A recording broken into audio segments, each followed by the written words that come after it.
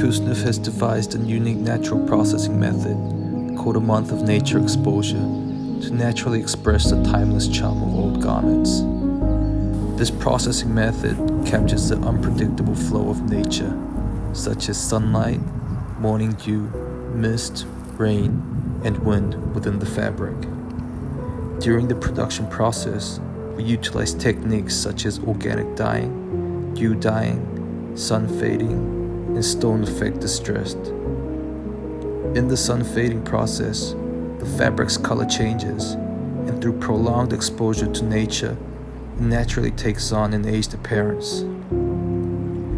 All of these processes are extremely challenging and meticulous, but this is precisely Kusneuf's distinctive slow-making technique.